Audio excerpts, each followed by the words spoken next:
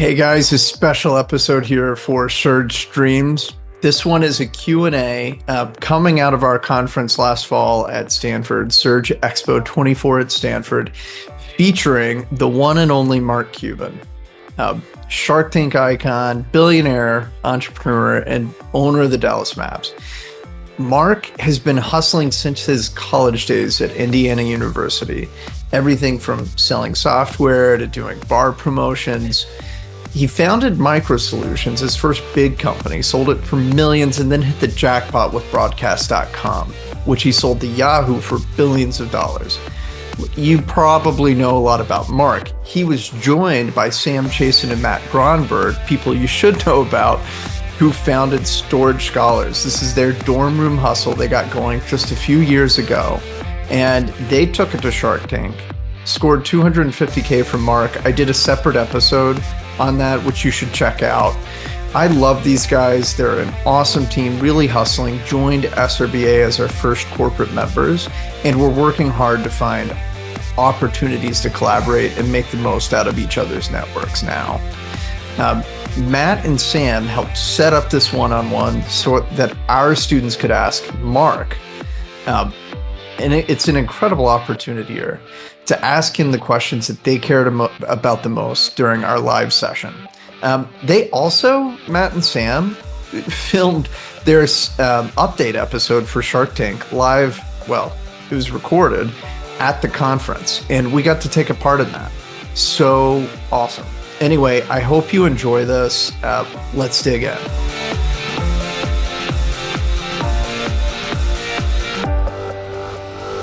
Thank you all for having us again yesterday. Sam Chasen with Storage Scholars. This is Matt Gronberg, co-founders. We run a pickup and deliver summer storage service. Of course, we have here our investor and guest shark, Mark Cuban. And we're here today to honestly really just answer any questions you guys have about startup life, Mark Cuban, and we'll open it up to some Q&A. Yay, awesome. Can you hear us now? Yes. We got that. Okay. Nice. All right. Thank you so much for being here today. I just want to briefly introduce myself. My name is Jazz Espinosa. I'm the current CEO of Stanford Student Enterprises, and I'm joined by...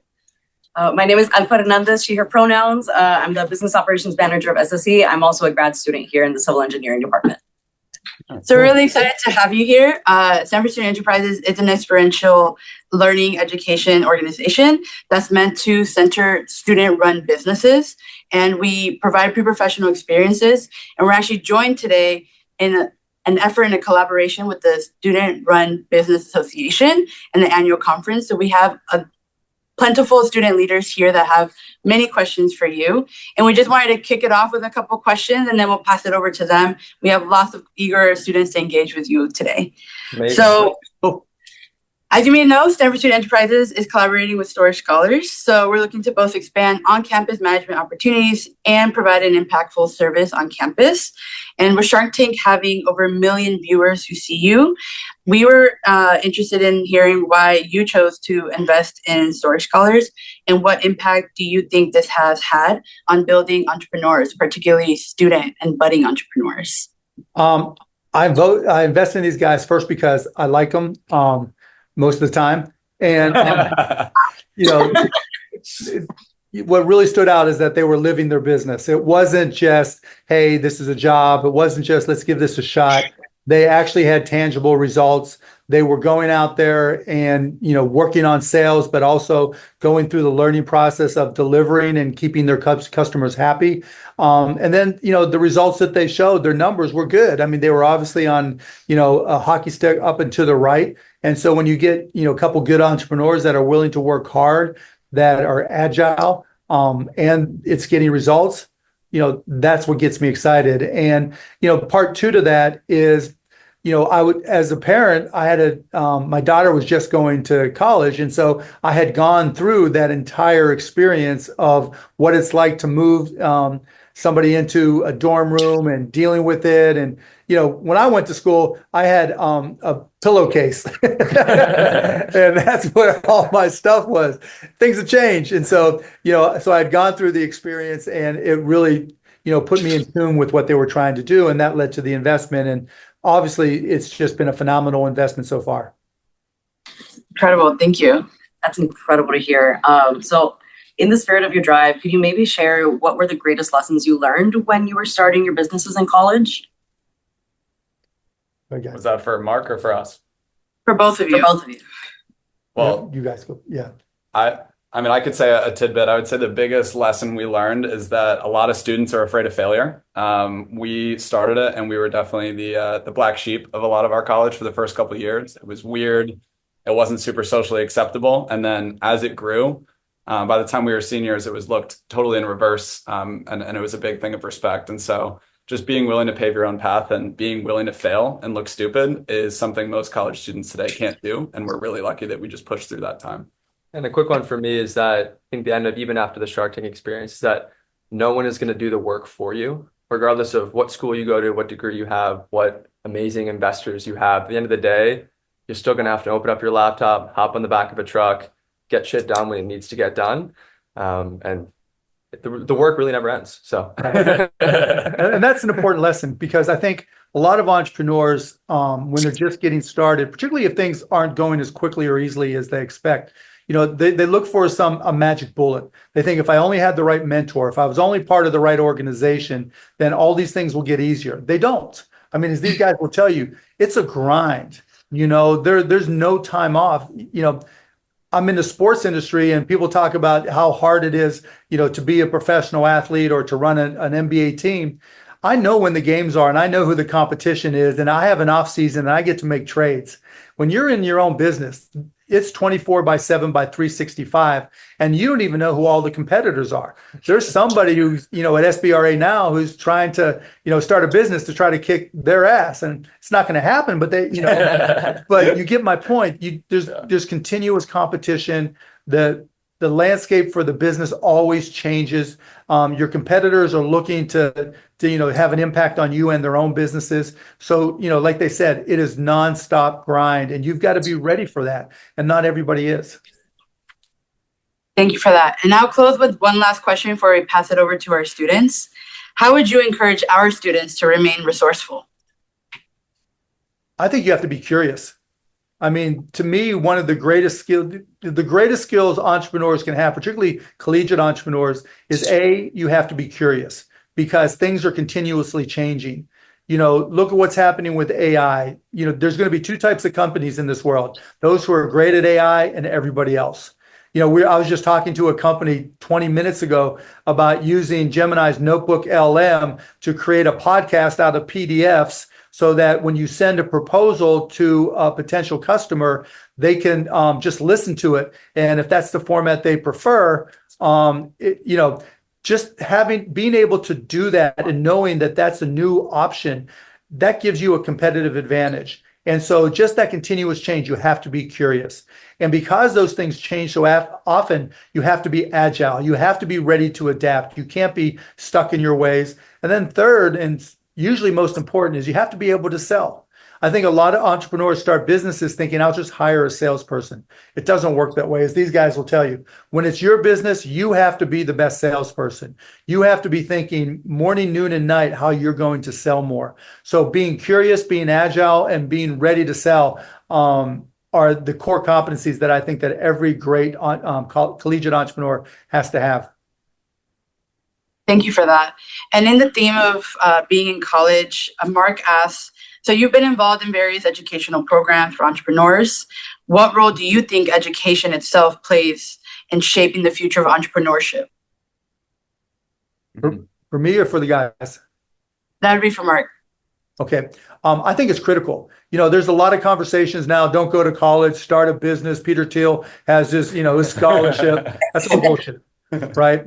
Because when you go to college, you're able to learn the languages of business. You're able to learn finance, marketing, accounting, understand all these things, so that, as you start making decisions immediately, having that under your belt, being able to understand, return on investment, being able to understand the difference between a debit and a credit, and, just keep your first set of basic books, being able to, do an analysis of, the best type of investment, or whether or not you should take investment at all. Those things are all critical elements. And if you don't take those classes, if you don't learn these things, then you're always dependent on somebody else forever. And you want, particularly as a small startup, the more self-reliance you can have, the better. I don't know where I'd be. You wouldn't know my name if I didn't take classes. I went to Indiana University. If I didn't take, those first accounting classes, those marketing classes, those finance classes, even business stats, business law, all those things I still use to this day. So, I mean, the more you can learn in school, the better of an edge you have. You want to be able to control your own destiny as much as possible. Incredible. All right, we're going to pass it to the students, and I'm just going to field based on the questions we got on Slack. Macy, would you like to ask your question? Yeah, Mr. Cuban, Sam, Matt, Florida Enterprises, SRBA, we're really grateful that you guys take the time to do this. With that being said, in our world today, so many are focused on continual improvement and never really being content, which I think is something that's kind of ingrained in the culture of entrepreneurship. So with that being said, how do you know that you've made it, or what defines success for you? I mean, there's two types of success. There's, on one side, it's not having to worry about your bills. When I was getting started, I had my lights turned off, my credit cards cut, you name it. My credit score was like negative. And so, once I didn't have to stress about bills, that was one level of success.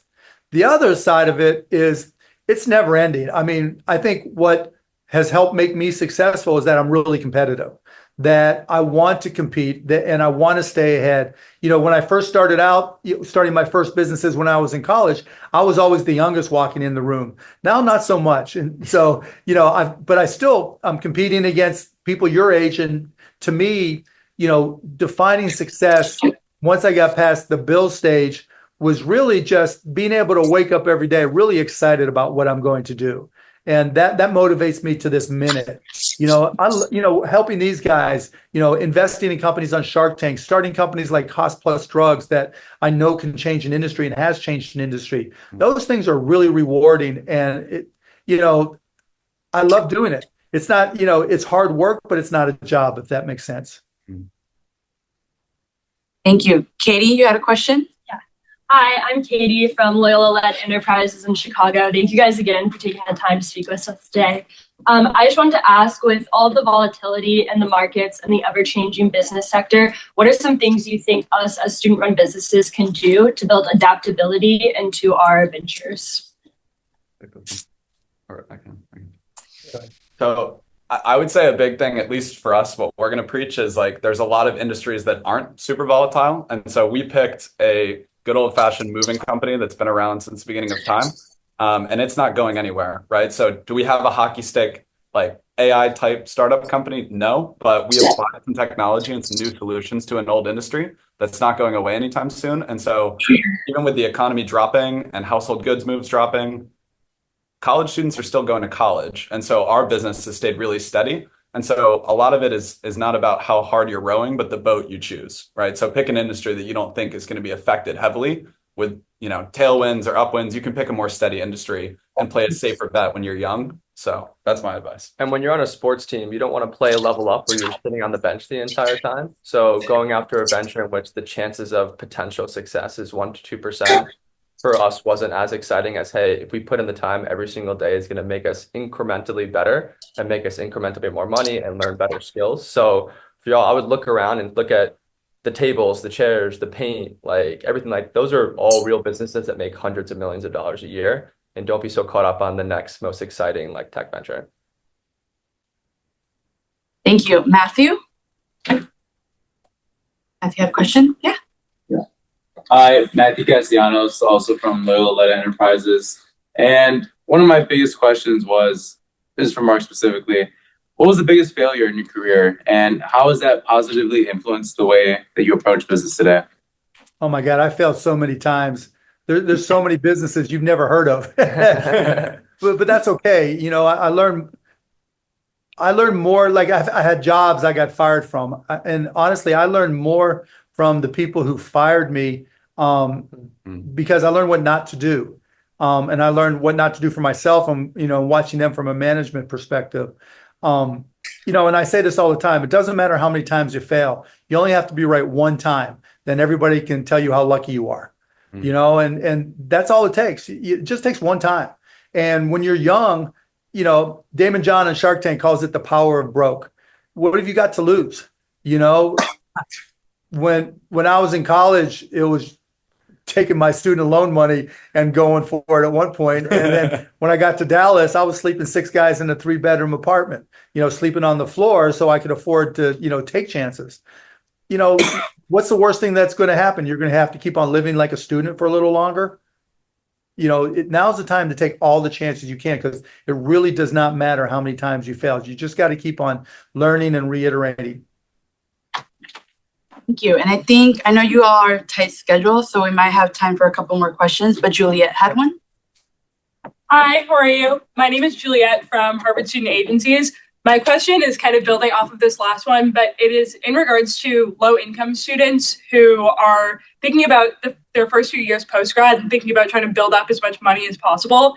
So would you recommend somebody who wants to go into entrepreneurship to kind of take that leap right after graduation, or wait until you build up somewhat of like a nest egg before you think about doing that? If you don't know what to do, don't do it. I think people think, what kind of company can I start? What should I do? Where should I go?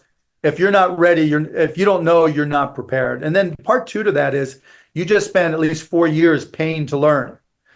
It's okay to go get a job, and it doesn't have to be a perfect job where you get paid to learn. And just absorb as much as you can from the business you're in and how they run it. I mean, like I said, I've gotten fired from jobs, but I learned so much from those companies that really, really helped me. But what do you guys think? Yeah, I mean, I think a lot of people are scared because they just paid all the money, or maybe had parents that supported them pay all the money for college, and that they feel like they have to get a job to prove their return. But I think it would be very hard to go into a job, especially a high paying one, and then a couple of years later lower your income back down to start something afresh. So like, we're big fans of start while you're in college, fail rapidly.